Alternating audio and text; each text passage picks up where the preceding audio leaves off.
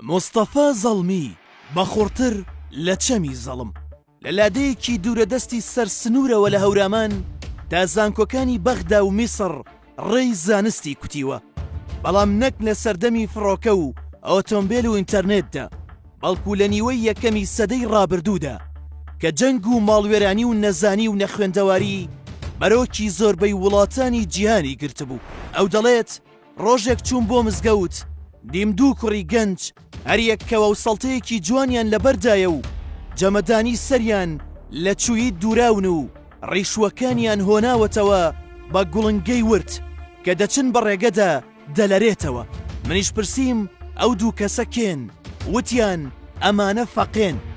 منیش ئازارێک لە دڵمیدا بە خۆمم وت من بۆ نەم خوێندووە تاوەک ئەوان ببم بە فەقێ. ئەم ڕووداوە وا دەکات حەزی زانست لە دڵیدا چەکەرە بکات. بە باوکی دەڵێت دەمەوێ بخوێنم، بەڵام باوکی سەرەتا ڕازی نابێت. دواتر بە باوکی دەڵێت ئەگەر نەهێڵیت بخوێنم خۆم دەدەم بەدەم ئاوەکەی زەڵمەوە. ئەم سووربوونەی لەسەر زانست دەیگەێنێتە خاڵ و پێگەیەکی وامەزن کە سەدام حوسەینی تین و بە خوێنی کوردان بڕیار دەدات کە خانەنشینی هەموو کەس بگرێتەوە جگە لە مستەفا زەڵمی، چونکە عێراق پێویستی بەو بووە ئەو ئەبوو بەردەوام بێت. من پرۆفیسۆر دکتۆر مستەفا زەڵمی. بەڵێ ئەو کەسە پرۆفیسۆر مستەفا زەڵمیە. ڕێگەی خوێندنی دینی دەگرێت، لەوێشەوە بۆ نەو زانست شۆڕ دەبێتەوە.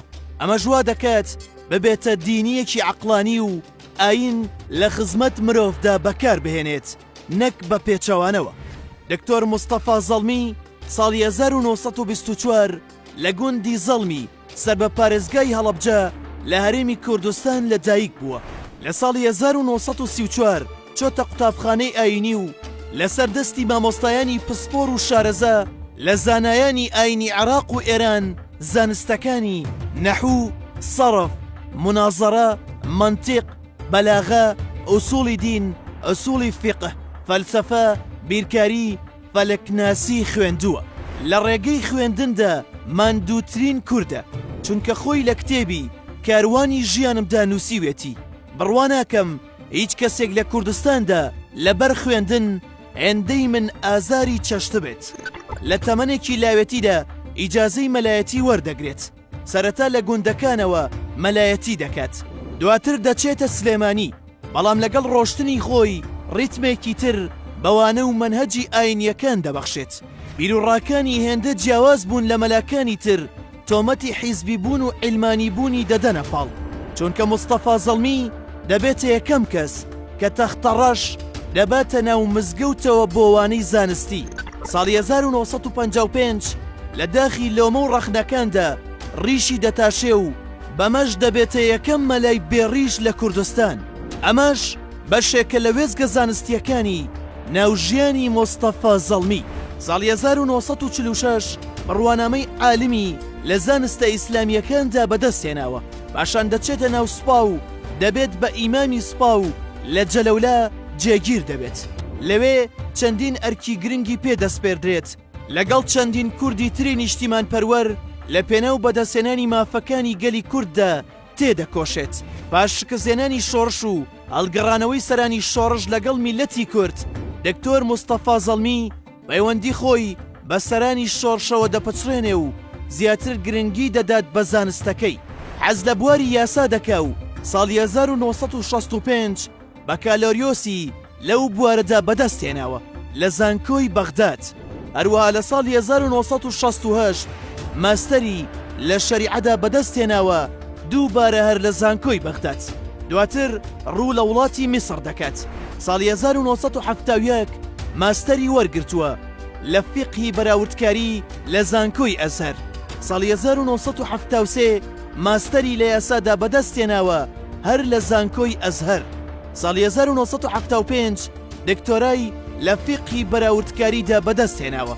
ساڵی 2004 دکتۆرای لە یاسادا بەدەستێناوە لە زانکۆی بەغداد. دکتۆر زەڵمی یەکێکە لە مامۆستا هەرە بەناوبانگەکانی کۆلێژەکانی یاسا لە زانکۆکانی عێراق و لە سەردەمی مامۆستایەتیدا زۆرترین خەڵات و ڕێزلێنانی وەرگرتووە. یەکەم مامۆستای زانکۆیە لەسەر ئاستی عێراق کە بە بڕیارێکی تایبەتی سەدام حوسەین فەرمانی لەبارەی خانەنشینکردنیەوە بۆ دەرچووە تا ئەو ساتەی توانای هەبێ و ویستی هەبێت بتوانێت وەک مامۆستا وانە بڵێتەوە. زیاتر لە 50 پەرتووکی لە بوارەکانی شەریعە و یاسادا نووسیوە. زیاتر لە 40 توێژینەوەی زانستی هەیە لە بوارەکانی یاسا و فەلسەفە و فیقهدا. دکتۆر زەڵمی لێپرسراوی دەستەی زانستی کۆڕبەندی هیزری ئیسلامی کوردستان بووە. لە ماوەی ژیانیدا دکتۆر مستەفا زەڵمی لە پای کۆشش و توانە زانستیەکەی چەندین خەڵاتی ناوخۆیی و نێودەوڵەتی بەدەستێناوە.